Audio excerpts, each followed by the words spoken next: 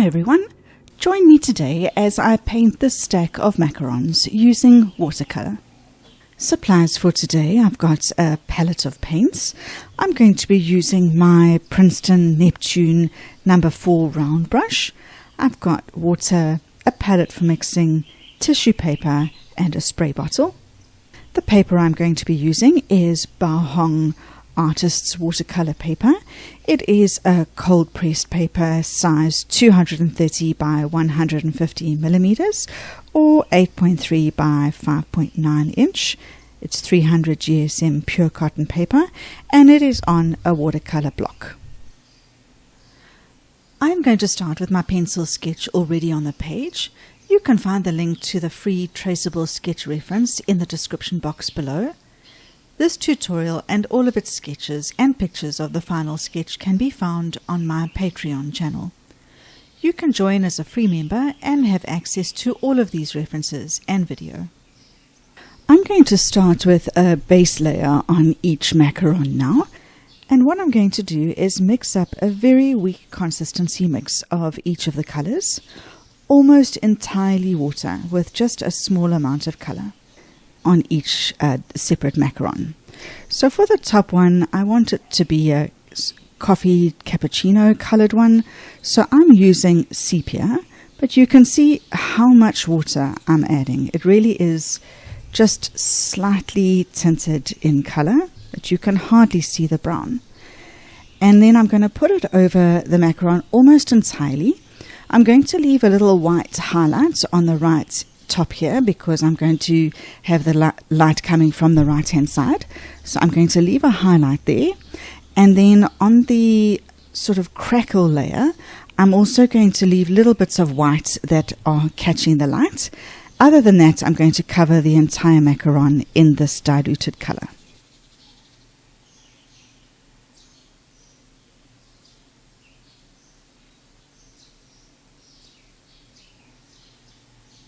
So I'm going to leave the highlight here on the right hand side. Then in this crackle layer, I'm just going to have my brush just dance across it so that I leave some white areas. The filling I can go straight across. Then the bottom crackle layer, I'm also going to leave white highlights.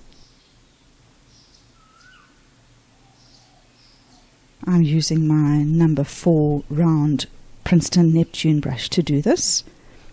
It's small enough and it's got a very nice sharp tip to it. And then the bottom layer I'm just going to fill in entirely. I want to use this first layer as an opportunity to get a little bit of contrast or shadow in if I can. So I just want to make sure I'm going back to this little first area, just making sure there's still some water in it, because now what I'm going to do is I'm going to pick up that sepia again in a thicker consistency, and just on the top left and at the bottom here I'm going to drop some in to try and get a bit more of a contrast color. The bottom will be in shadow, so I'm going to add some more down at the bottom.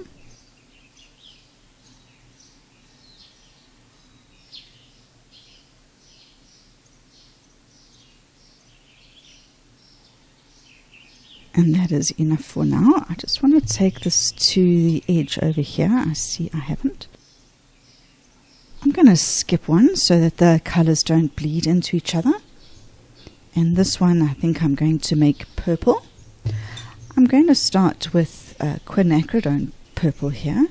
And I might use a slightly darker purple to do some shadowing. But again, making this really super watery. That even then that is a bit too concentrated still. So it's very watery on my brush. I'm going to start with that. And again, I'm going to leave a highlight here and do the same crackle effect.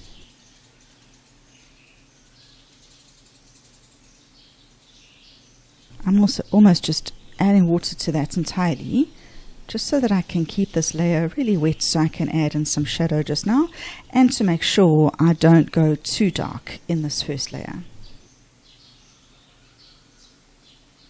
There's my highlight that I will leave.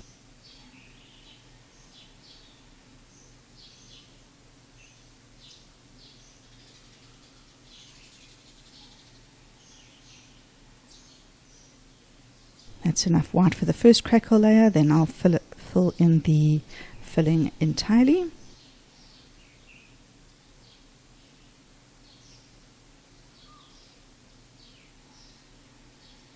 That's the bottom crackle layer, and then I'll fill in the bottom completely.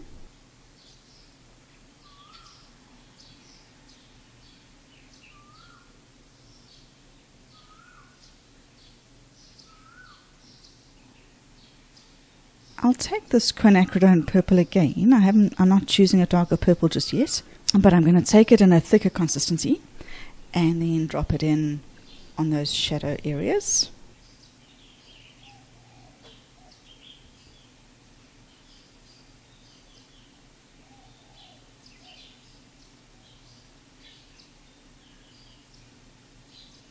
I'm just going to rinse off my brush a bit and help it to blend a little.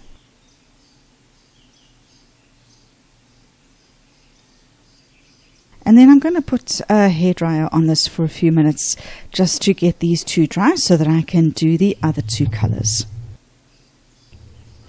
Alright, this one I'm going to make pink, and I battled to get a pink that wasn't too bright. The closest I could get when I was practicing was my Quinacridone Rose, but really watered down. Otherwise, it's simply just too bright.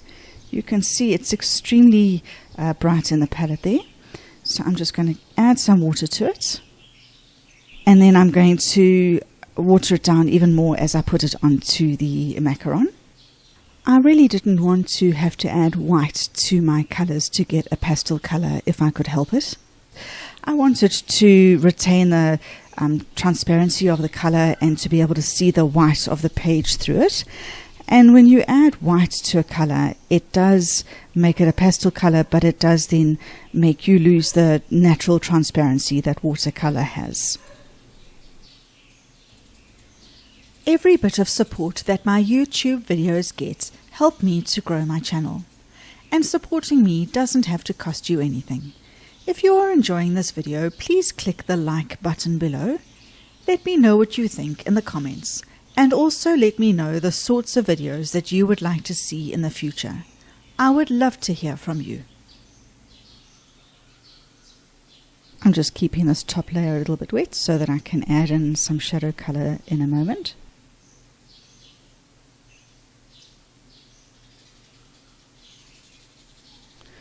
So I will add a bit more Quinacridone Rose just to make this mix a little bit more concentrated. And then I'll drop this Quinacridone Rose in the same sort of shadow areas as the others. And then for the green one, I want to mix up a green that's also not too grassy green, but more of a muted green. I'm going to mix Hansa Yellow Light with some French Ultramarine. I'm just going to add a little bit more yellow to that. And a touch more of the blue.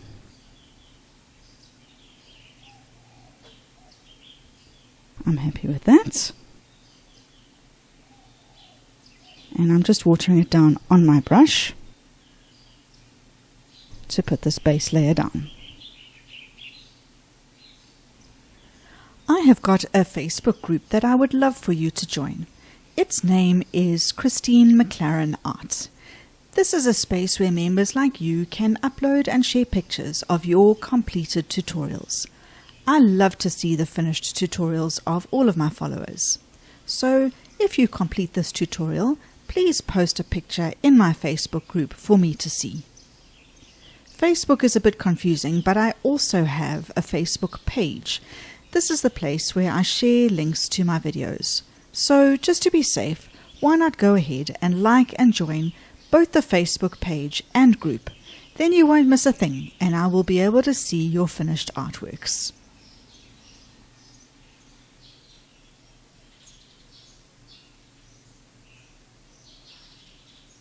Now I will take that color from the top here, which is in a thicker consistency, and drop it in my shadow areas.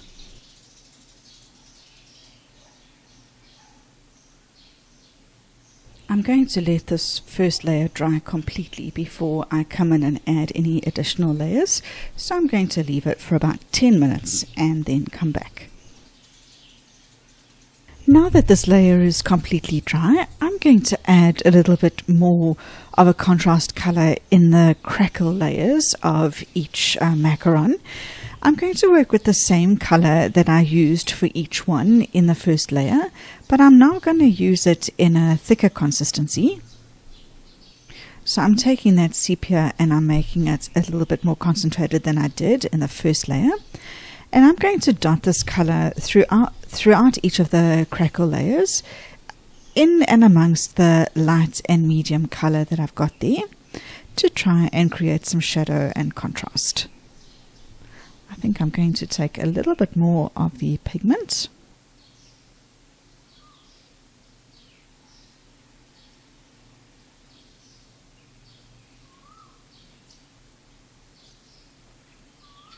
And I'm trying to leave those white highlights that I did create in the first layer, and just so that the light can shine through, and putting in the shadow darker color kind of in between and breaking up the mid-tone color that I laid down in the previous layer.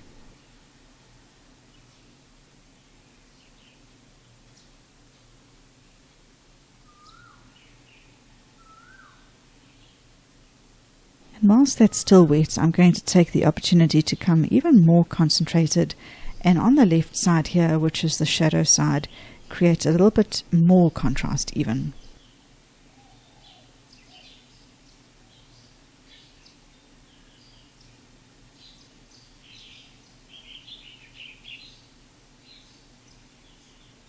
With my Quinacridone Rose, I'm going to put that down, and I'm actually going to add some Ultramarine to that. That's made it way too blue. So let me just add some Quinacridone Rose. I still want to make it a little bit pinker than that.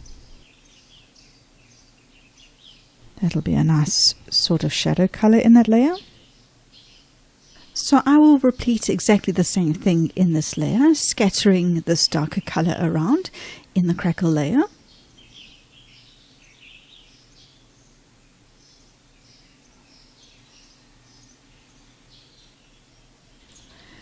As I mentioned earlier, I have launched my Patreon channel.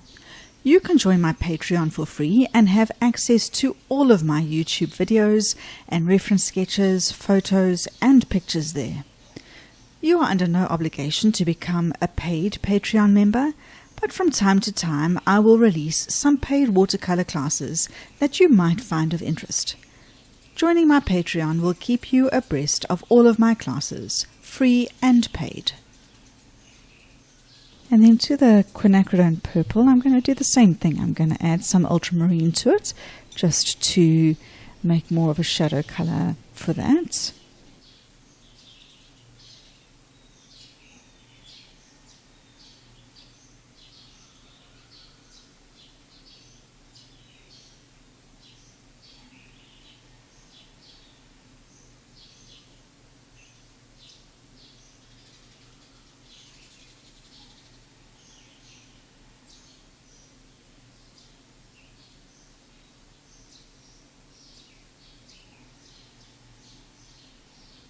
And this was the pre-mixed green. I'm not sure if I've got quite enough. I'm just going to mix up a little bit more. And what I think I'll do is add a little bit more of the ultramarine for the shadow color. I can see that's way too far. Let me just add some more yellow.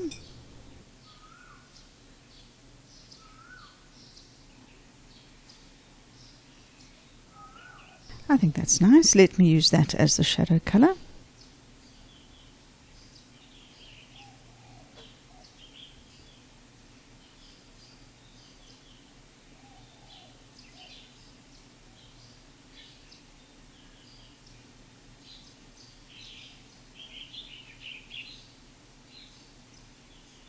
And then just so that my hand doesn't smudge any of the colors, I'm just going to leave this for about 5 minutes to dry completely before I carry on. Now that the layer is completely dry, I'm going to try and intensify the shadow sides of each of the macarons a little bit, using the same color that is already there in the palette.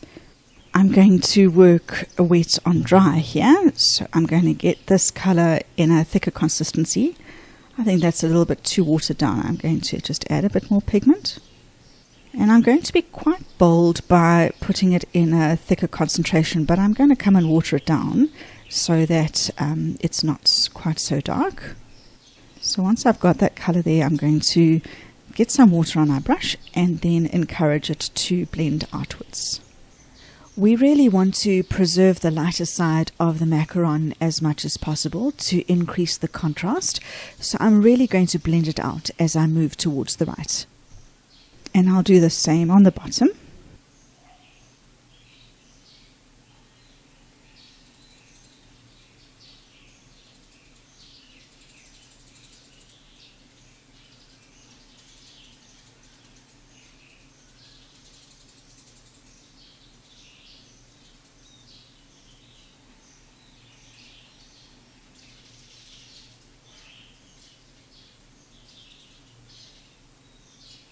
I'll skip out the pink and come to the purple.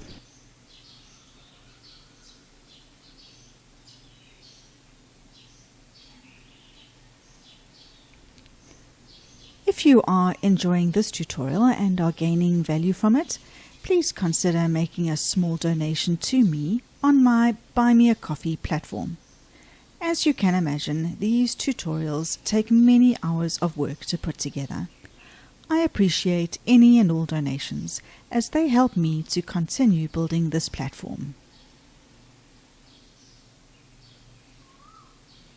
Then let me just dry that off quickly. To shadow the pink macaron, you could use the shadow color that we've already got. But before we do that, I want to use a color that I've got and that I hardly ever use. And I think that this is the perfect opportunity to do so. And that is Daniel Smith's Potter's Pink. Potter's Pink, I've bought it a long time ago and it sits here in the top of my palette. But when I use it directly from the palette, I find that it is very hard. It's very difficult to get it to activate. I find myself scrubbing my brush into the well just to get any of the color on my brush. And then it always just is a little bit flat, even when I get it out the palette.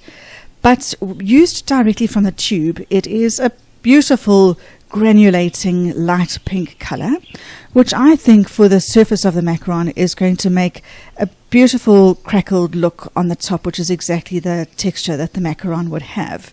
If you don't have it, as I said, you can just do exactly as we have done with the other two with a shadow color. But I'm going to do a little bit of Potter's Pink because I think it's going to tone down this really light pink that we've got here and give a bit more of a muted color. But I'm going to work with it directly from the tube, as I said. I'm just going to add a bit of water to it here. It really has got quite a thick consistency, even directly out of the tube, way more than some of my other colors. But it really does have its chance to shine when you use it wet directly from the tube, I feel. I just simply don't use the Potter's Pink that's in the well there anymore. It's simply just too frustrating. So I've got it quite concentrated here, and I'm going to put it on the shadow side. I almost think that Potter's Pink was born to make macaron paintings. You see how it just tones down that bright pink beautifully, but the light pink does still shine through from underneath.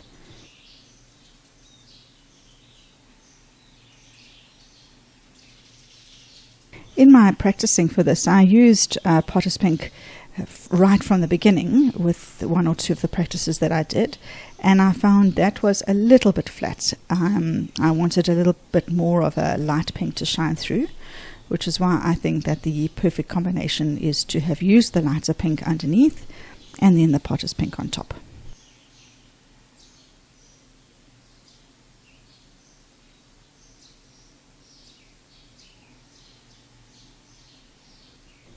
think that Potter's Pink has realized its destiny here in this macaron.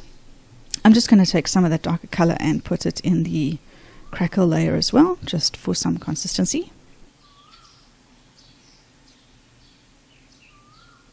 Alright, and then the green again I've run out, so I'm just going to mix up some more.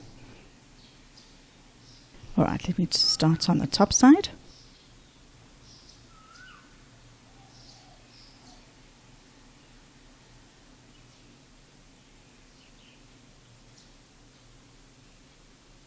And then I'll just drop a bit more in there, just to help the blending.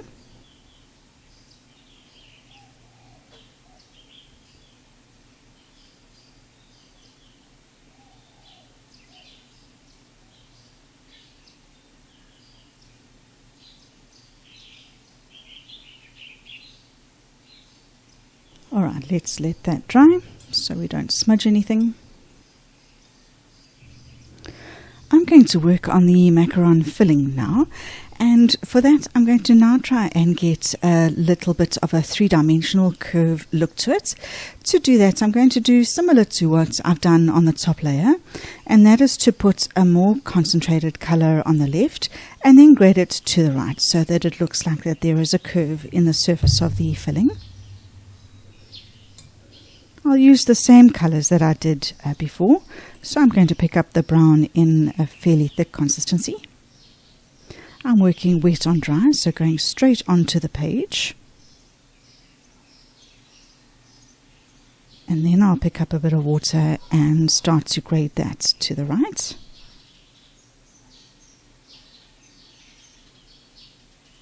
I'm going to pick up even more of the pigment and put it in on the left to try and exaggerate that contrast. And what I might even do, just so that it's not exactly the same color as above, I'm going to pick up a tiny bit of indigo. That's going to help me add some shadow to that color, and also just drop that in on the left here. Let me just make that more of an even gradient by using a damp brush to blend. And then I've got a little bit of a shadow under the top of the macaron there, so I'm going to add this color in there. And the same on the left hand side.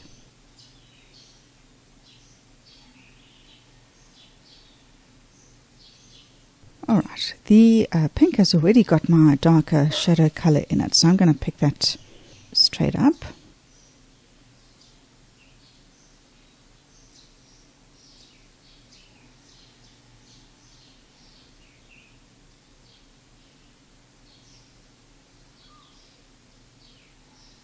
And let me drop this more concentrated color in on the left again.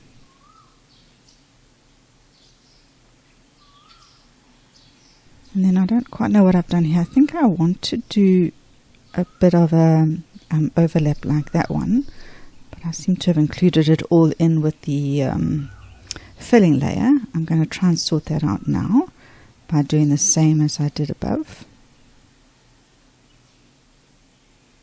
It might be a little confusing as to what is going on here to the eye because of that line I've got there. Anyway, I'll let it dry and see if I need to fix that up further. For the purple, I'm going to go straight back to original, the Quinacridone Purple, which is a little bit pinker than what I've got there.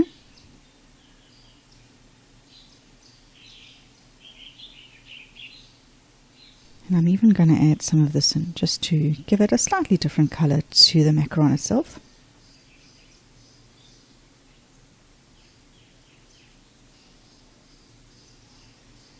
And the green, I'm going to pick up the slightest bit of Ultramarine.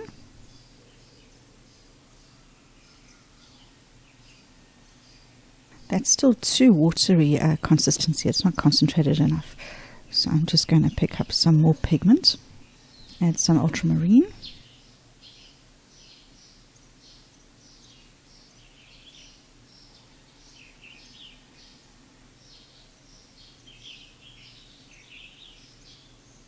And now I want to do a shadow of the macarons on the table, and I'm going to mix up a shadow color rather than use one directly from my palette. So to do that, I'm going to get some Ultramarine and mix it with a little bit of burnt umber. I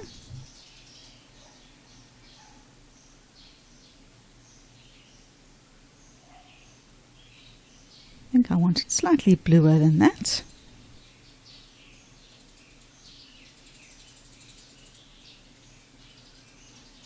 Back to a little dab of burnt umber.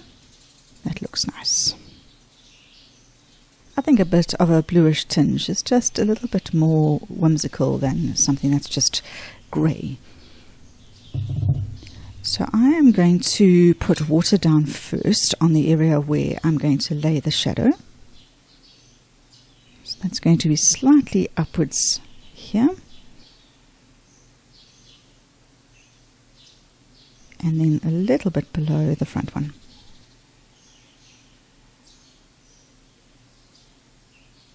Then I'm going to pick up the shadow colour and start closest to the base of the macaron and drop that in and allow the shadow colour to blend naturally. The shadow is always going to be strongest closest to the object. Here I'm just going to encourage the shadow colour to the left slightly.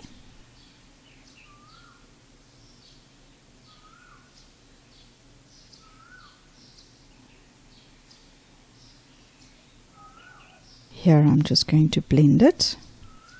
I'm keeping the harder edge there because that would be a harder edge at the back of the shadow, but here it would just blend towards us. Let me drop a little bit more in at the base.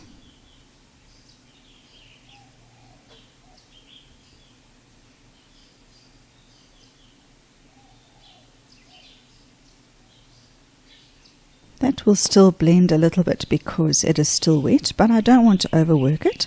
So I'm going to let this dry and then just see if I want to add anything in a final layer. Whilst I run the risk of overworking this, I still want to just add a shadow where the macarons are on top of each other. So I'm going to lay down some water first, but not too much. I don't want this shadow to spread too far. And it's a bit wet. I'm going to just do the top there and then the bottom of that one. I'm not going to cover that white highlight that I'm trying to preserve. So I really don't want it very wet at all, as I said, because I want the shadow just to be at the join. This shadow colour is quite dry on my palette now and in quite a thick concentration, which is good because I want to just drop it down here. And it's not travelling too far because I haven't made it very wet. But now I'm going to rinse off my brush and just encourage a little bit of blending there.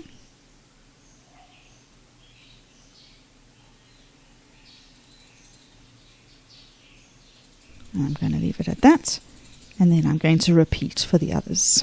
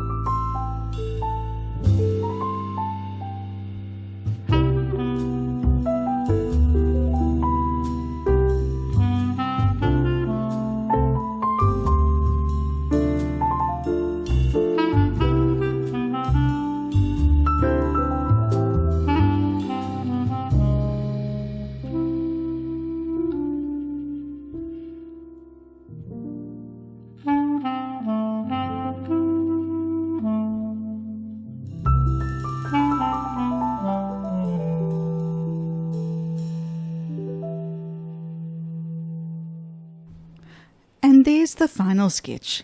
Thank you so much for joining me today. If you enjoyed this tutorial, please hit the like button. Until next time, bye for now.